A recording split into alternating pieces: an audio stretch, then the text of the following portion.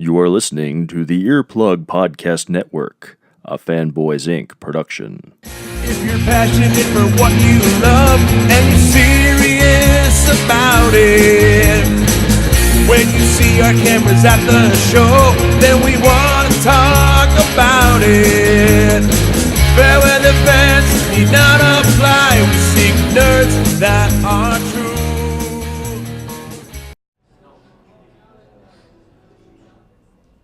Okay, ComiConn, you guys ready?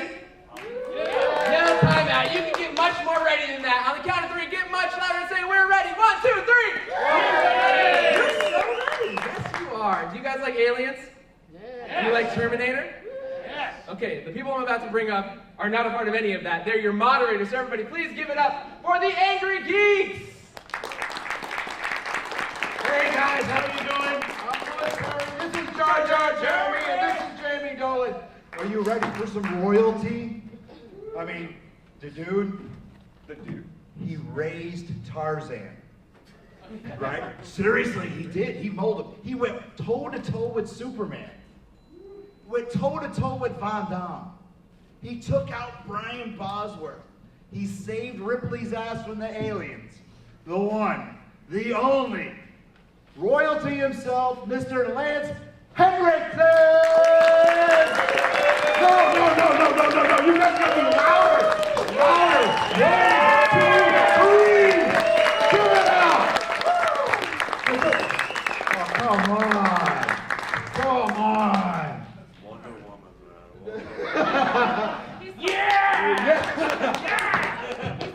Yeah, right now, I'm gonna tell you guys, I am fanboying. He gave me a hug backstage. He says, why are you so sweaty? I said, because of you. I actually hugged you. You get carried away as an actor, you really do. I mean, I don't know who I am. Dude, this is badass personified. Am I right or wrong? I mean, Bishop, Chains, Emil, Kerchak, Brainiac. He's a Jedi Knight for crying out loud. It's all me. No, you guys. Glad you came. I recognize you. All of you. Well, so, I mean, I got so many questions, but you know what, before I even get started, I'm gonna let Jeremy. Right, I am like totally. I got you. All right. Go ahead, Jay. Go, it's all you. I gotta calm down. I only have one really big, well, not a big question, but a question. All the same. You were in the Terminator series, the first one, as a sheriff of sorts, deputy sheriff. Yes, you were. I was? I No, heard wait a minute, I was? In what? The Terminator. In Terminator? I was a cop. Yeah, sheriff with the deputies. Yeah. Yeah, that's what I said. Paul Winfield and I were two cops. We liked each other. We almost wanted to start a new television series, these two guys with that relationship. But anyway. No, Is it true that you were up for the role of Terminator to begin with? I was. I was. What went See, wrong? badass. Am I right or wrong, man? What happened? Jim Cameron said, look, I'm going to go pitch this to Hemdale Films, and I want you to go in 15 minutes before me, show them what the Terminator would be like, and then I'm going to come in with a painting of you as the Terminator. You know, I mean, he was trying to get the movie made. Nobody, no. I actually tried to get him an agent. He didn't have an agent back then. Neither do we. So I went to a guy, I went to Scott Harris and said, you got to read the script, man. And he went, the next 2 weeks later, he kind of said, oh, well, there's not much here, And I fired him after that. But anyway, and he wouldn't handle Jim Cameron. I bet he's dreaming about it every night of his life, It's like, what a mistake. But anyway, seriously. So I went and kicked the door in and scared the secretary and then stood there giving the hairy eyeball to Hemdale, and then I left.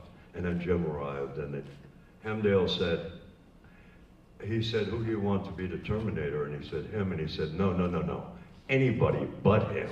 And I didn't care because Jim was a friend, and I did what I could to have him, get his movie done. That's all I cared about. True story, really. I'm not making this up. You have a fact. about Terminator? Oh, well, you and Bill Pullman are the only two people that have faced a Terminator, an Alien, and a Predator. And Billy Paxton, you. Billy Paxton. Not Billy. That's what I wrote.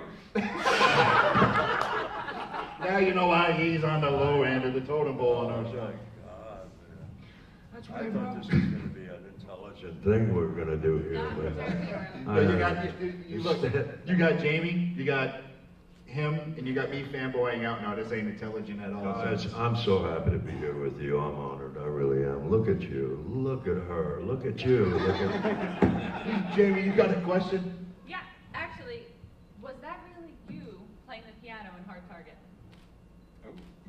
Okay, it's half me and half somebody else. But what happened was John Woo asked me, how did you recognize that? What happened was he gave me a score to do, and I had a teacher, and I'm in New Orleans, and they put a piano in my room at the hotel, and I'm playing, learning this one piece. And then when we get there to shoot it, this is really boring the shit out of him. Anyway, we went to shoot it, and he changed the music. Really? And then I had to fake it. Oh. Yeah, I'm ashamed. So you Because I don't play a piano. That- I learned it for that movie.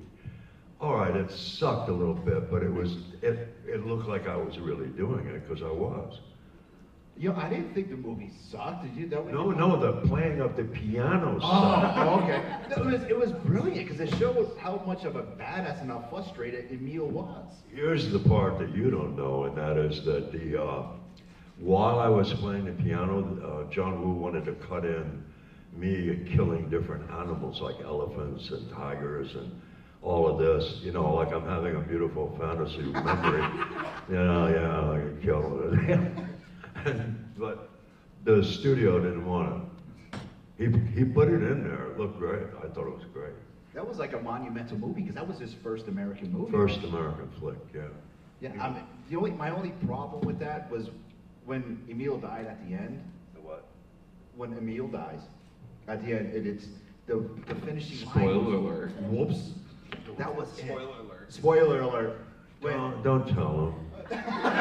Well, your final line in the movie was whoops. That to me was like, Okay. you should have had a more badass. Did any of you guys see that movie, Hard Target? You better raise your hand, man. Raise your hand, I'll kill you. No, Van Damme was surprising me because the fights, he was so controlled that he would kick and he just brushed my face. I mean, a real kick. Barely touched me. And after we shot it once, I went, hey man, that's pretty good. Then he kicked me in the ribs. It was funny. It was all good. I loved every minute of it. I mean, I had a couple of interesting things. John Woo is really the kindest, gentlest guy I've ever met. He really is. And he makes all these violent movies and shit. But he goes, this scene is about the rich shitting on the poor, so come up with something. What did you say? What do you want me to come up with? He said, make something up, because I was always coming up with, ideas like I called the hunters that were paying me money so they could hunt a human. And I called them, are there any kids here? No, we're good. You're good. I said, you're a bunch of fucking buffalo. Yep. It was like, and it cracked me up so bad that I had to turn my back to the camera for the whole scene. Really? Because they were. Did you remember that? Yep, I remember. Your other good line was Running behind what made them you and complicate farting my like life? a horse running uphill, Anyway, you're gonna find out who I am now. James Cooper, do you ride? A bike? Yeah. I've been riding since I was 16. No shit, really? Yeah, I had an old police Harley. That was my first bike. One of those old suicide deals. Because you were badass. Did anybody, Stone Cold, you guys familiar with Stone Cold when he played Chains? That was Sons of Anarchy shit. These guys haven't seen any of my movies. We want aliens, damn it! No, I mean, you gotta get into badass watch him in Stone Cold. That was Sons of Anarchy before Sons of Anarchy. Hey, attack, you guys. Come on, attack. Make something happen here. Because they're not going to do it. Hey. All right, you have a question? You have a question for Anybody? Way back there. Way back there. Stand up to the mic. Yeah, there's a mic right here. No, go to the mic. You have to go to the mic. Right there. Ooh, goodbye. And what's your name? And why are you wearing a hat? My name is John. Wait, hold it. This is a badass, and you're wearing a fucking cat. What's wrong with you? Turn that shirt inside out. Something. Right meow. Okay, as I was saying, first of all, my mom is a big fan of yours since she saw you in one of those alien movies. Your mom is here? Yeah. I am sorry about the things I've been saying. I'm sorry. Okay, so what? Anyway, I have a question about you in the Terminator movie. What were your thoughts about working with Arnold Schwarzenegger?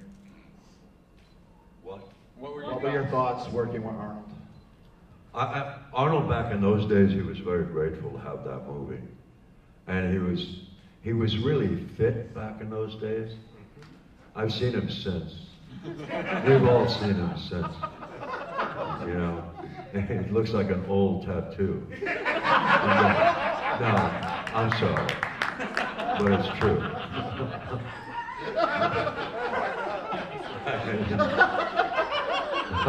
Of his former self.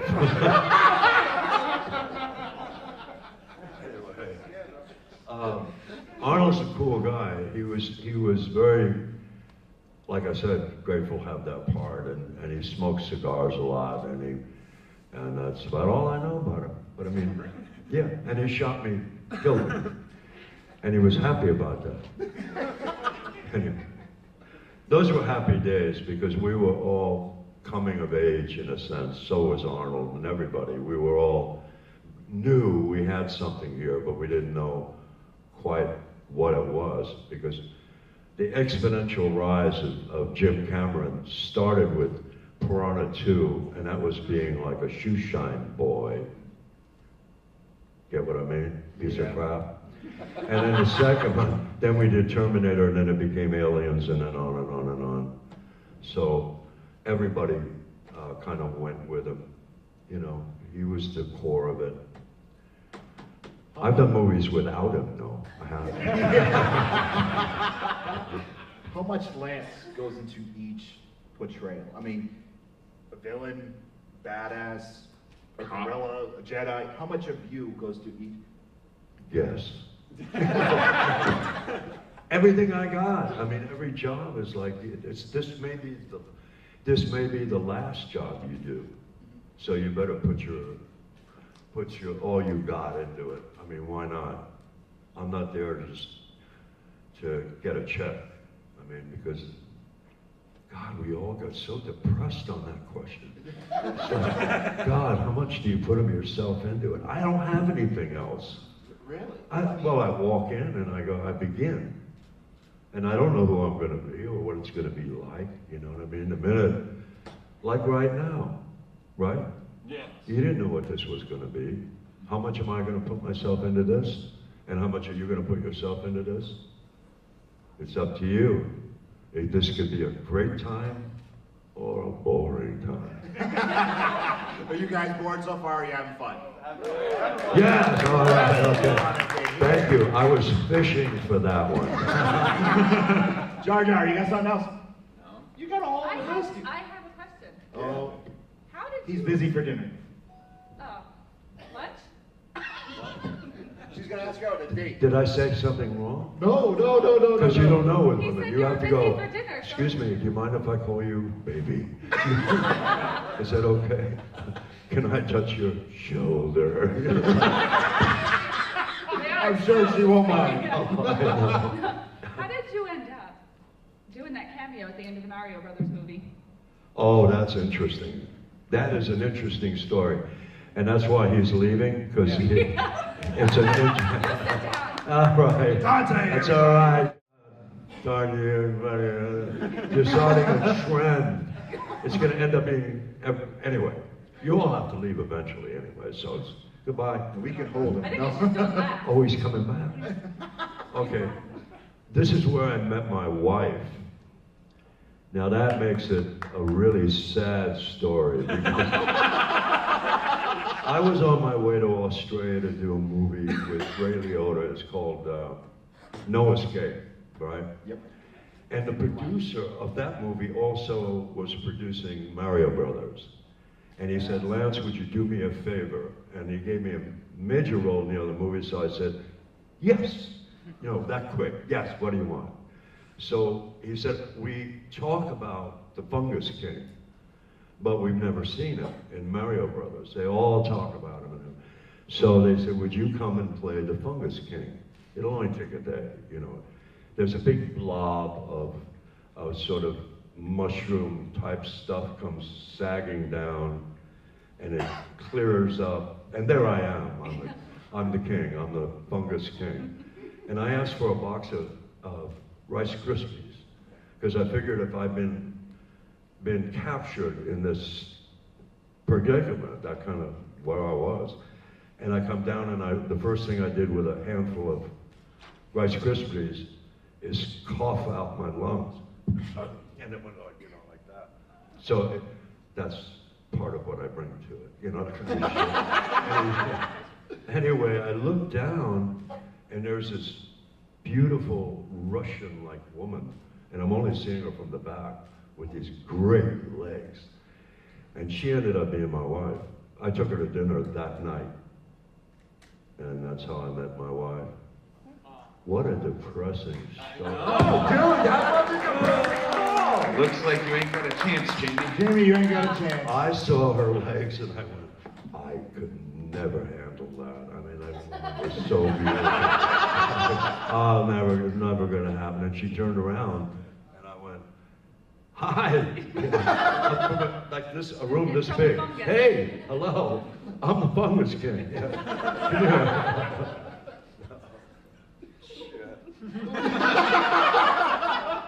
We're not married anymore, you know.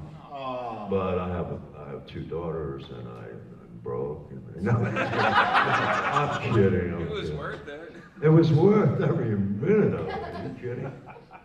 I remember I bought her 2 cars, 4 cars actually. Do you want to hear about that? Voice work. What? Voice work. Kerchak. Yeah. That was the character that you love to hate because you treated Tarzan like a redheaded stepchild, but you What's made that all about, redheaded stepchild? I'm That's right. referring to you. Because you molded the character and you got that voice. That right away I knew it was you. Glenn Close was in New York, who's my wife, Kerchak's wife. And I'm in California, and we're acting over sort of, I guess, the internet.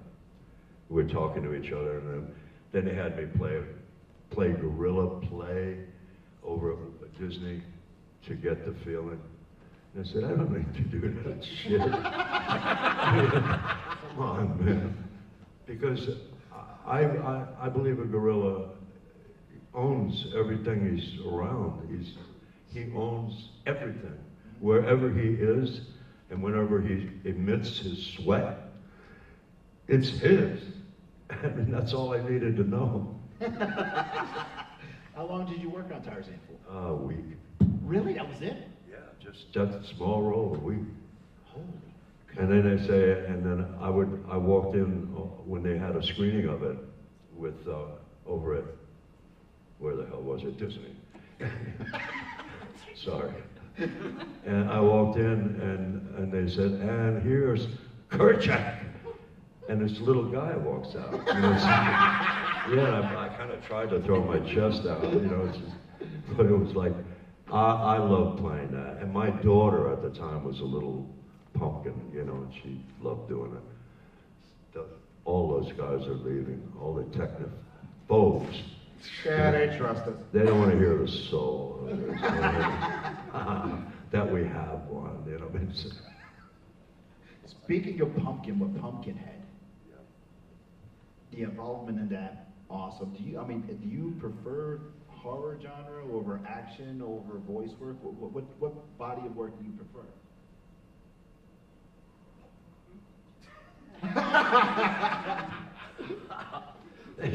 This is becoming a how-to program. Oh shit. Anyway, I'm really happy you guys are here because I've never been here before, and I thought when I get here, I'm going to be standing by the penny slots, you know, saying, "Would you like a picture?" a picture. But you guys turned out to be really great. I mean, everybody has been having a good time. I could tell. No, the Great second stuff. they asked us, I'm glad I came. when they asked Each us, and every one of you. I really mean it. We say Dude, hello. man. I remember that day when ComiConn came up and said, you know, we want the Angrygeeks to moderate that. I like freaked out. You're doing a great job. They had to calm me down. Yeah, you were. And I have my certain favorites in the audience, but I'm not going to tell you who. But All right, Jack, go ahead. All right. You got your list? Sorry, baby. Sorry. Jeremy. I thought we were Jeremy. going to open up the floor to the people. They Yes. probably have Yes. questions. I'm like having fun. Who has a My question? God, these two are taking up the whole time. You guys stand this? That's the question. Now, come on, somebody Yeah, has to have a you question. Who has a Yeah, question? he's got one. Go up, go Just to the stand mic. up next to the Oh, microphone. now we're gonna fight. You're gonna duke it out now. All right. Oh, All right. All right. All right. Thank you.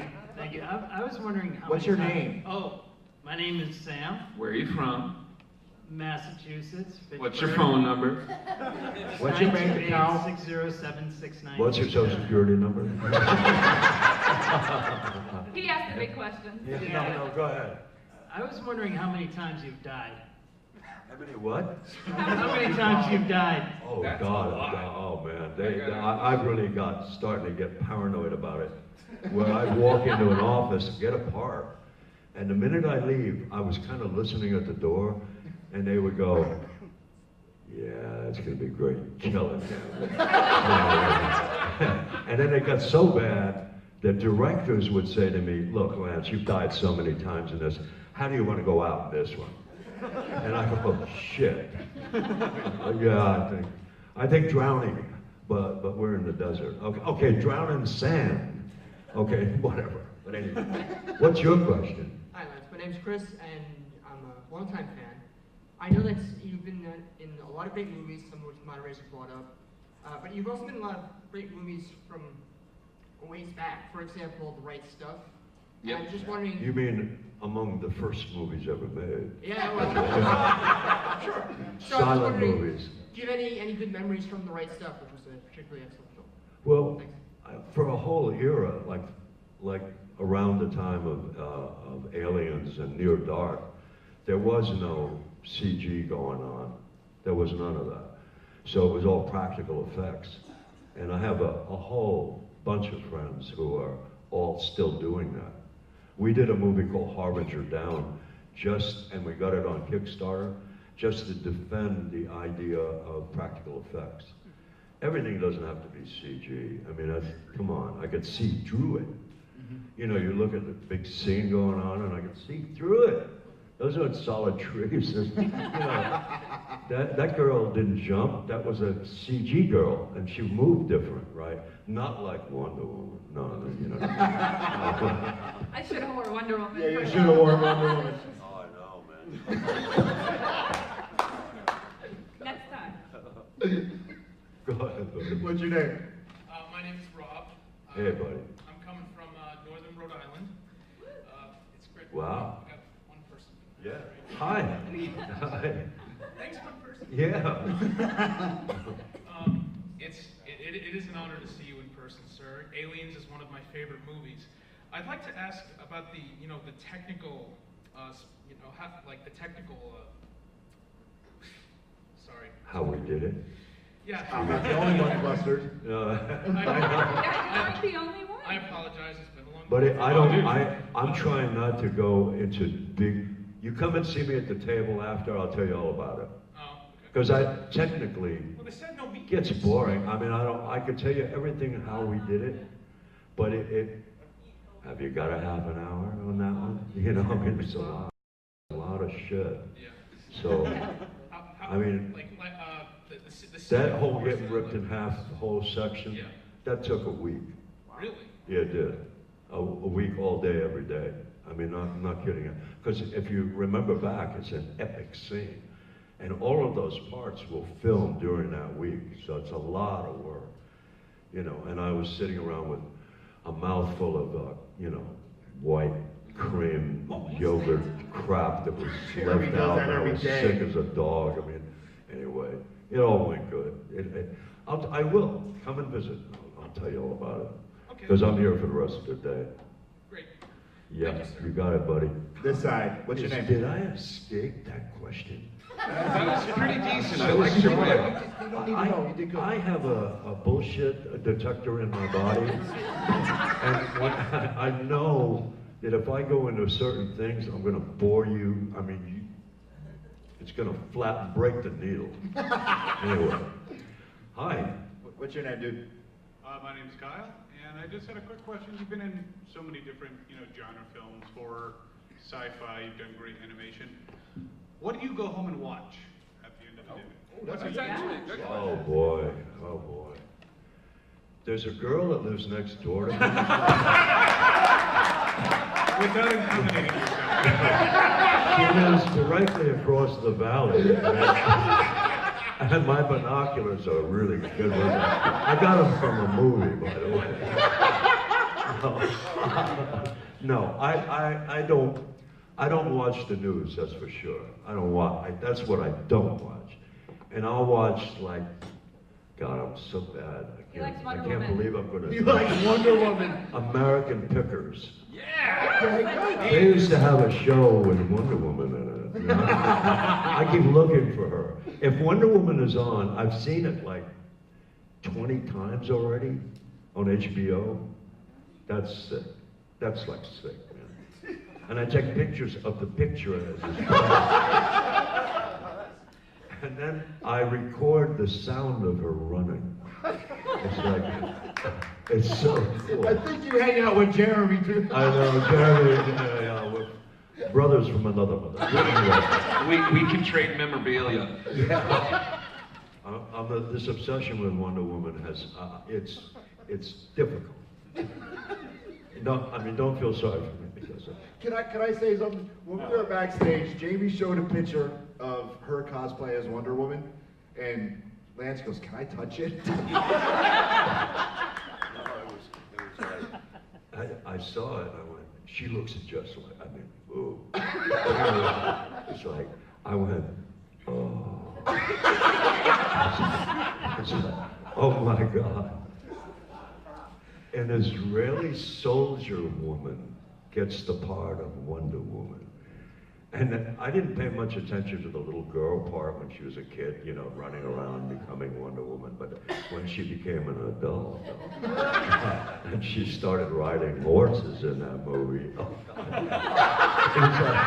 I'm gone. I wrote her a lot of letters, but I never mailed them. I don't have her address. Does anybody have her address? Oh shit, you do? No. Oh. You are his new best friend. Don't play games with me. Jeremy, you're out. No, you're in. No. I see you do the knife thing. Big guy? Sorry, man. I'm sorry. I got on a riff. Will from West Haven. You are one of my all-time favorite actors. It's like, my obsession's not quite what you have with Wonder Woman, but, If he's obsessed with you, not like Wonder Woman? No, it's a sickness. I'm going to Wonder Woman's Anonymous. I'm going. I'm Lance, and what I love is none of your business. What's your question, man? Well, I'm sorry. One of my all-time favorite roles that you did was an episode of Beauty and the Beast, of all things. Nice. Yeah. But when you played that Snow. That was the most frightening killer that TV has ever seen. It was a You great remember that? performance. Wow. Oh man, it was fantastic. Wait, if you look at the size of him and you frighten him, that's badass, right? Yes. Holy cow. Well, listen, I've played around with some wild animals, and they can be this big, and they run you out of town. I'm serious. You felt that. You felt that thing. One of the interesting things about that episode is that you played the brother of Stephen McHattie, who you two resemble each other. You look like brothers. Yeah. Any was there any reason why you guys never played brothers again in another movie? Because you played off each other really, really well in that. You know, yeah, I know it's a physical appearance. And he was always a lot skinnier than me. He had a, you know what I mean, a skinny guy. I gotta tell you this quick story. There's a film that was made, it was all improvised. It was called Bring Me the Head of Lance Henriksen, right? And this all came about because there was a guy named Tim Thomerson who's a comedian, and he's an actor. He was in a few good movies. And they decided to do this improvised movie where every time Tim Thomerson goes to get a part, I've already been offered it or I have the part. So his frustration level builds to the point where he's going to start stalking me to find out how do I do it, right? It's a crazy idea, and he did start stalking me in the movie.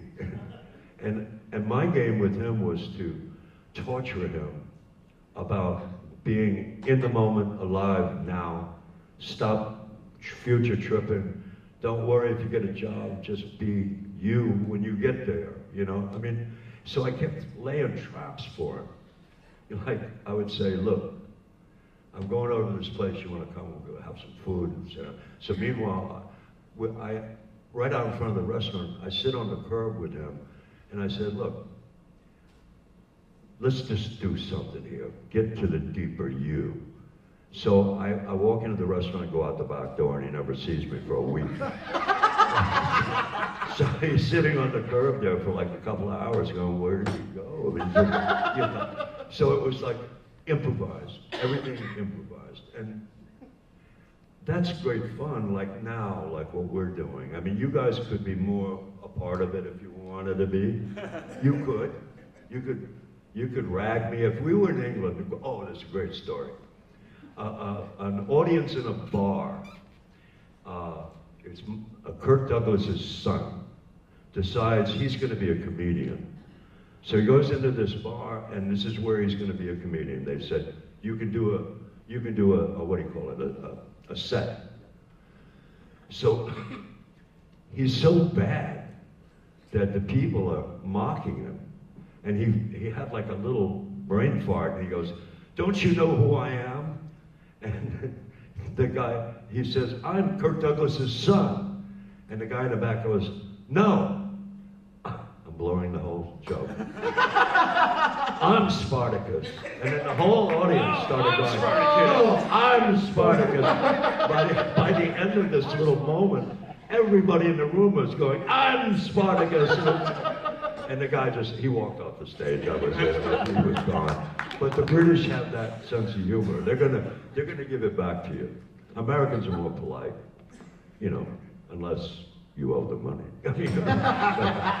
Oh, shit. Anyway. Hello. Hello. Hello. Hi. Oh my. That's Star Trek guy. Yeah. Oh my. George, what's your name and number? And are you available for dinner? No. Nope, I'm with him. But my name is May.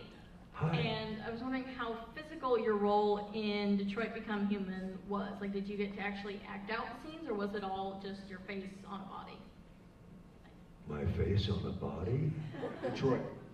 Oh, Detroit. No, that's all me. No, I'm serious. I am a face on a body, but they didn't have to change. We lost another one, see? Oh, he's getting water. Oh, he's getting water. He can't stand anymore. He's been talking. A face on the body. No, in Detroit, it was all me. I went to Paris to do that. I got hired 3 years before I actually made it. They hired me in Santa Monica, and then 3 years later, they called me and said, we're ready for you. So I jumped on a plane to Paris and worked for a week. It was a great experience. It's a room about a half the size of this, and there's 360 cameras in that room. And I got dots all over me. I look like I should be selling ice creams, you know. A little hat, a little outfit with dots all over. And I thought, and nothing is real. If it was this cup, it would be made of plastic and it was bright orange so that they could, somehow with the computer, could see that, you know. But anyway, I had a ball doing it, I really did. And I scared him a couple of times because my son gets killed, he's a drug addict, and he gets killed by Detroit. And that snapped me at one point, and I let him have it. Verbally. Did I say verbally? Yes. Verbally. That's a great question, thank you. I mean, no, I don't let him. Oh, Mom's coming up. Hi, Mom. Hi, Mom. Hi, nice seeing you. Hi.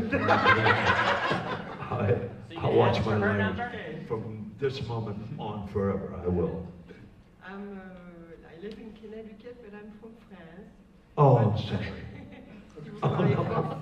I was just seeing how alert you were. You live in Connecticut. Oh. I live in Connecticut, yes. I wish I lived in Connecticut. It's beautiful here, man. Yes, yeah. Some parts are very nice. Yeah. What's your name? Okay, my name Véronique. Nice to meet you. Veronique, Yay. thank you. Yes, it's really nice to be able to see you so close, and you've made so many movies, and it's amazing. I have a question. With all this experience as an actor, all the film you made, you met all the people you made, what is the most important lesson of life did you learn? What? What's the most important lesson in life? Oh man, no, you know what? It really starts, this is gonna sound insane, but it starts with the job. Sometimes I'm asked to do things that I've never even considered, never even knew about. And that's like going to college. I mean, you have to invest all your thinking in that direction, and you learn something and it changes you. It really does. When I did Millennium, that show, that was the biggest surprise of my life. I didn't know what was going to happen. I agreed to do it. But the man I was playing was so educated, so much more experienced in those things. I grabbed as many books as I could hold on to and read them, but it never prepared me for what was going to happen when I'm actually talking to somebody in the belief that I am that character. And what I found was very surprising to me. And I learned that there are people in this world that do not judge each other. We're practically knowing you have to get somebody off the streets. But in reality, you can't judge them and understand them at the same time. You can't. So the humanity level in me kept growing because of the things I was opening up, maybe my heart for, to understand it. You know, I mean, I know it sounds crazy, but that really had a big effect on me because I did 60 shows in 3 years. We were doing 12 shows a year, so it was very, very intense. But the great question, thank you. And I do take it serious. I goof around because that's my way of dealing with the horrors of being me. I know your pain. So I have a question. Oh. From all the movies that you've done, did you ever keep any of the props and like anything cool that you really will never get rid of? In other words, she's asking, did you steal anything? Yeah. Yeah. Did I steal anything? Yeah, any props, anything else? No, Look at the smile. I know, no, I never did. I actually have either given it away or put it up for auction when it would benefit some group. Because I think if I kept the objects from the different movies, I only kept a rifle and a bayonet from 2 different eras. I kept those because they're impossible to find them now. I mean, I don't have a big gun collection, but I have those. The rest, I feel like I would become a psychopath if I lived with objects from every movie I've done, because it would spark it in me. How much can I hold on to? I mean, you know, I've done almost, it's getting up into high figures, like 260 movies now, or more, because I did 7 of them last year.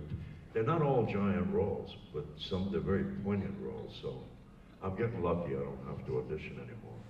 They say, do you want to do it? Here's the script. Do you want to do it? And I go, well, what kind of per diem are we talking about here? I'm kidding. What was your name again? Kyle. Kyle. Earlier we were talking about all the times you got killed. What was your favorite death? My favorite? Yes. That I've ever done? Yeah. Yeah, your favorite death. My favorite death. Death. Death. Yeah. What are you a mortician or something? No, but I play one on TV. Okay, no, okay. I meant that in a friendly way. You know, God damn. I mean, that's how my mind works. Really weird. But my favorite death, dropping a hand grenade down my pants, whoops, pulling it out, try to unscrew it before it blows, and see the spark that kills me. Whoops, there it is. That was from Hard Target. You Hard guys Target, should check that yeah. out, man. No, I don't like to die in movies. I don't want to rehearse my own death, you know, I really don't. I mean, I get to the certain point and say to myself, they're gonna cut in a second because I'm still breathing. You know what I mean? Freeze the frame. I don't want to rehearse my own death. I have a thought that it might be like throwing a switch. It's just over suddenly. Or it's a long, painful, sort of like being a friend of mine. It's like painful experience that we'll all go, I'm so relieved. Well, I got some bad news. I'll say anything to get a rise.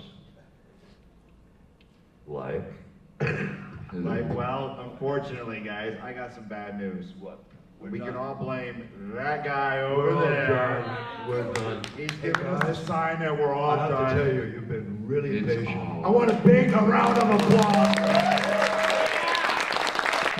Go down to the table, say hi, get an autograph, get your picture taken. You don't have to do anything but just come by and say hello. That's it. All right.